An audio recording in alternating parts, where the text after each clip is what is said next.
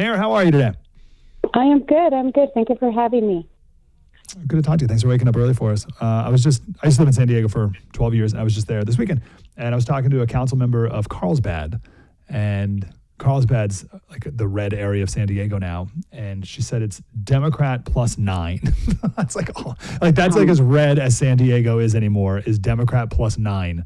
What is it in Huntington Beach? Well, right now we're still 40% conservative or 40% Republican. We do have a lot of independents here, so we haven't given up hope. No, it's good. All right, what did you guys do with voting ID? Well, for the first time, we actually put the option to require voter ID to vote in municipal elections on the ballot, and the city overwhelmingly voted in support of it. And we're the first and only city in the state of California to actually vote to have voter ID. Okay, so this was already on the ballot and already voted on by the people of Huntington Beach. Oh, it's already voted on, yes. And prior to us putting it on the ballot, the state of California threatened us and said if we dared put it on the ballot, they were going to sue us. And we believe it's our constitutional right to manage our own elections. So we put it on the ballot. And once it passed, the state of California actually wrote a law after it passed to make it illegal. So if it was already illegal, why are they writing laws to make it illegal after the fact? Okay, this is great. So what? Okay, so you did not have to show an ID to vote in Huntington Beach or anywhere. You guys said, hey, you put it on a ballot in Huntington Beach, and the people voted to say, yes, you need to show an ID. And then just the other day, Gavin Newsome signed the bill that says, no, that's not allowed in any town or city. What does Gavin Newsome's law say that he signed? That it's illegal for us to ask for voter ID. So in other words, I guess it's safer to go to Costco because now they require your face to match your ID than to actually vote in our elections.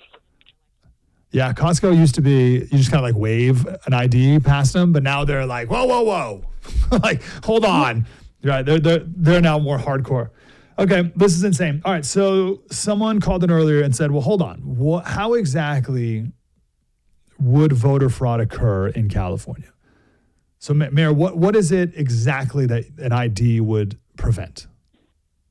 Well, it would match up your face to your actual ballot. Right now, you just walk into, I vote at City Hall. I always vote in person. You walk in, they give you a ballot. They look at your signature, and then you can go on ahead and cast your ballot. My signature has changed dramatically since I signed my ID, and my ballot still counted. My vote was still counted. So, in my opinion, that is not secure. And the majority of the residents do not have faith in our elections. And our goal with this is that more people will have faith in our election system to come out and vote.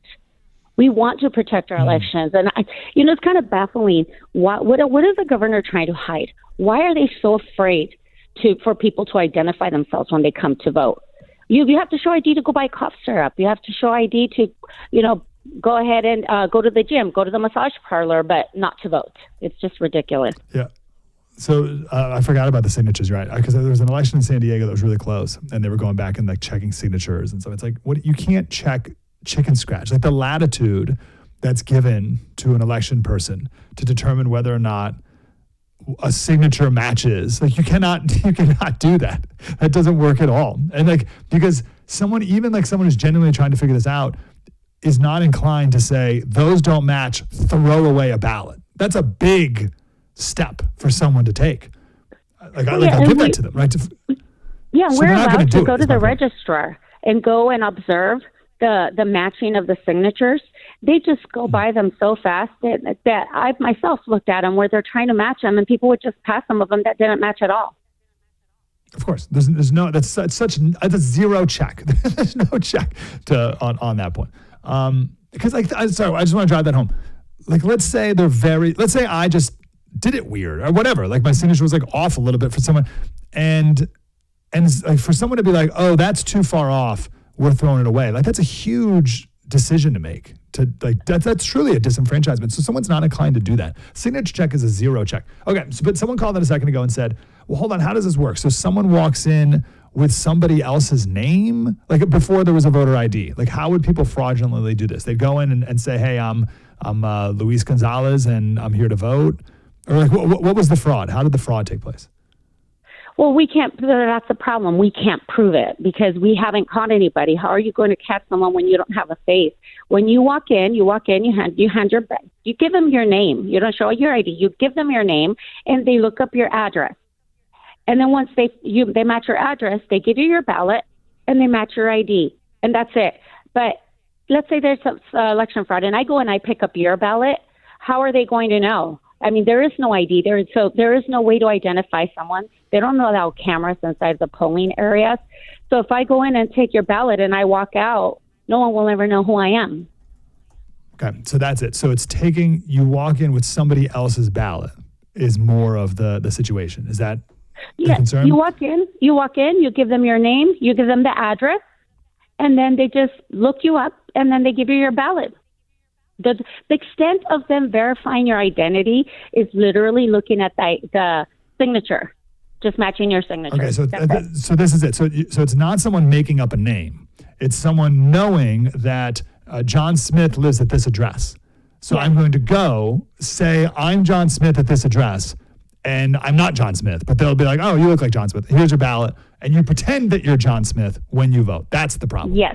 Right? Yes. And you're saying an ID would be like, hey, I'm John Smith at this address. Okay, let's see an ID. And your ID says you're Chris Christopherson. Then, well, hold on, you're not. You say you're John Smith, but you're not John Smith. That's the deal. That's what we're trying to do. We're actually trying to get them to match your face to your ID. And right now, all you need to know is the person's name and their address, and that's it. Yeah, okay. That's like classic. You know, the reason. Go ahead. No, let's steel man. We're talking with Gracey Van Der Mark. She's the mayor of Huntington Beach, California. So let's steel man Gavin Newsome. Gracey, all right, you and me. Let's do the best we can to build up the argument for Gavin Newsome. What is your steel man of why Gavin Newsome doesn't want you to have a voter ID? Well, number one, I do not believe he wants our elections to be secure. But some of his reasoning, some of the reasons that they say they do not want voter ID, Gavin Newsome and Sacramento, they say that it disenfranchises minorities of color.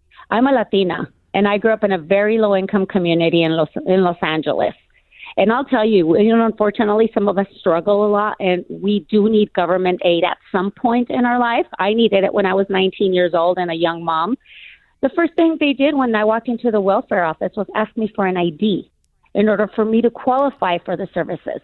So by them saying that we're too poor, too ignorant, and stupid to get an ID is just not just ridiculous, but it's insulting. It's the bigotry of low expectations. So what I went out, and my argument was, well, I grew up in a low-income community. You're talking about people like me, and we all had IDs. So that argument holds absolutely no water. And I do believe they're using the Hispanic community in order for them to not require us to have ID. Yeah, one of my favorite man on the street interviews is the guy goes to Berkeley and talks about voter ID. And all the white people at Berkeley say, oh, it's racist and black people, don't know where the DMV is. Like literally say that black people don't know where the DMV is and they can't afford it, whatever. And then he goes to Harlem and he talks to every black person. He's like, do you have an ID? And they're like, yeah. Like, and he's like, do you know where the DMV is? He's like, yeah, it's over on like 110th and 5th or whatever. It's like the most racist thing ever to say that black people don't know where the DMV is and can't figure out how to do it. Like, that's so crazy. I especially actually when played that video in our council meeting when we were discussing this, and the other 3 council members were opposed to this.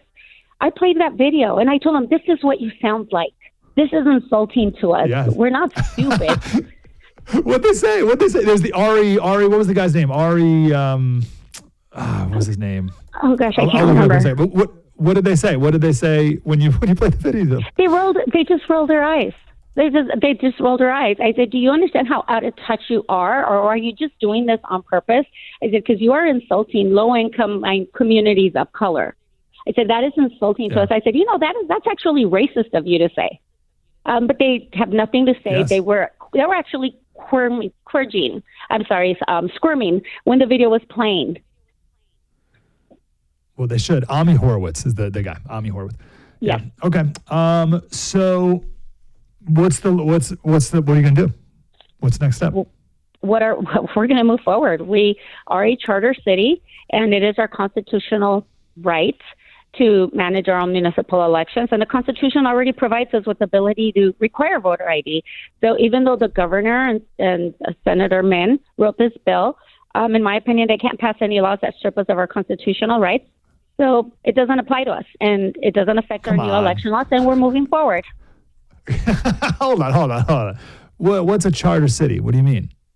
We're a charter city, so we have our own constitution. We're not a general law city. Actually, if I can get one message across to anybody right now, it's all the cities should become charter cities because we have extra protections. We have our own little government here, and we do have more rights. So as a charter city, first, the state of California already gives us a constitutional right to manage our own elections as a local municipal affair. And as a charter city, we are allowed to pass our own policies and ordinances. So I don't know what they're trying to do, but we're going to take this as far as we need to. If we have to go to the Supreme Court, that's where we're going. California's become so tyrannical. If they don't like a law that we're passing, if they don't like the way we're managing our city, they write a law to make our ordinances and policies illegal. When we voted for children to be protected from obscene material, all of a sudden they write a law saying that it's illegal. Yes. When we vote for voter ID, they write a law saying that's illegal now. When schools wrote a law, their boards to notify parents when their children are having gender confusion issues, they wrote AB 1955 to make that illegal. That is lawfare. Our own state is attacking our cities. And we were just going to stand up and we're going to push back. Now, Mayor. Yes. It was like a year or so ago, maybe 2 years ago, and you were in the thick of this too, but I think it was Murrieta in particular, a little south of you, north of San Diego. And their school board the people of Murrieta put in representatives on the school board, conservative representatives, specifically on that issue you just talked about. There's smut being given to our kids. And the school board president said, we're not going to teach Harvey Milk because he's a pedophile. And here's all these other things we're not going to teach. And Gavin Newsome came down hard on them and said, you're on our sites and we're not going to let you get away with this. And I remember talking to two of the school board members and I said, are you going to fight this? And they said, we're going to fight it all the way to the end. And it was about a week later they caved because the state came down and said they were going to take away a bunch of money and all this other stuff. Are you going to cave just like them? Oh, absolutely not. We have our own in-house legal attorney, our legal department, and we do have resources that other cities or other districts don't have.